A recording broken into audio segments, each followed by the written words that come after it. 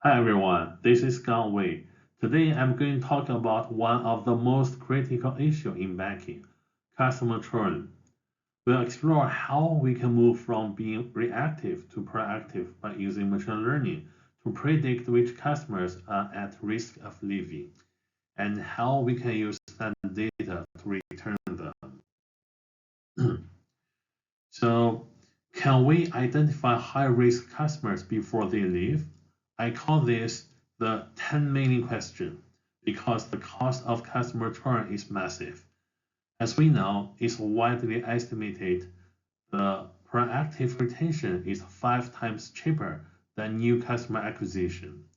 This isn't just about saving money, it's about protecting our revenue. The goal of this project was to build a robust model to predict the exited variable, our web variable.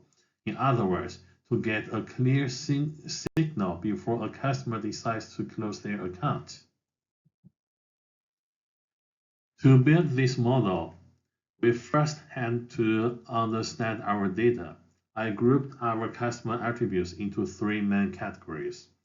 First, demographic. This is the who, their age, their gender, and what country they live in. Second, account detail. This is the financial situation, their credit score, their account balance, and importantly, the number of products they use. The number of products they use means like the credit card, the checking account, debit card, the saving account they have with us, with the bank. Third, bank activity. This tells us how engaged they are. Are they an active member? How long have they been with us? So I followed a 4-step process to ensure our model is both accurate and reliable. First, pre-process. We cleaned and scaled the data. And also I noticed that we have an imbalance issue for the exited variable. There are too many no and only a few of the yes. The ratio is like 4 to 1. So I handle the class imbalance. Second, compare. I didn't just pick one model. I trained 6 different classifiers from simple logistic regression to complex ensembles like the random forest and boosting. 3. Tune the parameters. I used gridSearch to find the optimal setting for every single model. For example, when we train the random forest for the decision tree, we choose the depth as 100 to 100 OWASP. I use the gridSearch CV to find the optimal hyperparameters for each model. And the 4th, select. Finally, we selected the single best performing model based on the F1 score and ROC, AOC, the area under the curve, which are the gold standard metrics for this kind of imbalanced data problem. Alright, the model performance, the ROC, AUC, the area under the curve. And here are the results. This chart shows the AUC score, which measures how well each model can distinguish between a churner and a non-churner. A score of 1.0 is perfect. As you can see, the ensemble methods and a boost, the SVM and the random forest dramatically outperforms the simpler models, and a boost came out on top with a score of 0.824. And the winner is, ANA Boost. This made our selection clear. The ANA Boost classifier is our champion. It gives us the best and the most reliable performance, achieving the highest F1 score 0.74 and the top AUC score of 0.824. This is the model we will use for our analysis and recommendations. Let's see the key drivers of churn, the feature performance. So this is the most important slide in the presentation. It answers the question, why do customers leave? The ANA Boost model told us that 2 factors overwhelmingly the most important predictors. One is the age at nearly 38%. The second is number of products at 36%. Together, these two features account for over 70% of the model's decision making. Other factors like geography and activity level are important, but those two are the real drivers. Let's see the key findings. Key findings number one, age as a driver. So we can see 38%, almost 38% of the churn predicted by age.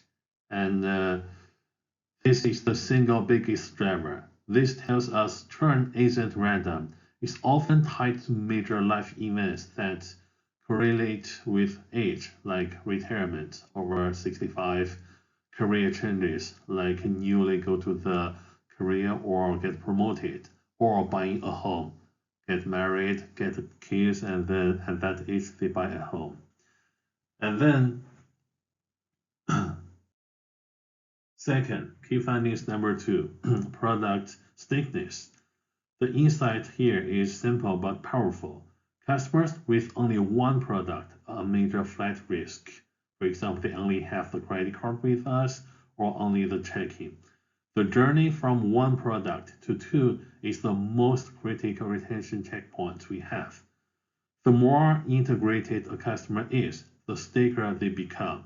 Like if they have the loan, they have the checking account, they have the credit card, that will be more reliable for them to stick with us than the only one product customer.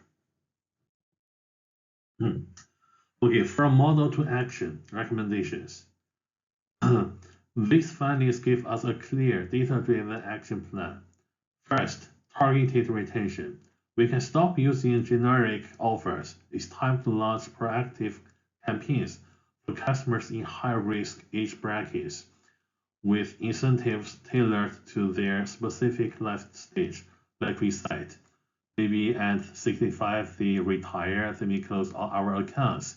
So we can just target this group of people and see what we can do to return them. Second, cross-sell strategy. This is our lowest hanging fruit. We must aggressively make a second product to all of our single product customers. For example, if they have only the loan, we can introduce and marketing them with our credit cards, like we have the cashback, we have the sign-up bonus. This will be the most effective way to build loyalty. Third, regional focus. We know the top two, the age and the number of products, are the most two important factors, but the third one, which is around 10 to 11%, is also important. It's the geography. We need to investigate why churn is higher in specific regions, like Germany in this case, and fix the underlying issues. Okay, future work, deployment and refinement. This model is a powerful tool, but it's just the first step. First, deployment. We could move this model from a static local notebook into a production API. This will allow us to score our entire customer base in real time and flag high-risk accounts for our retention teams today in a short time. Second, refinement.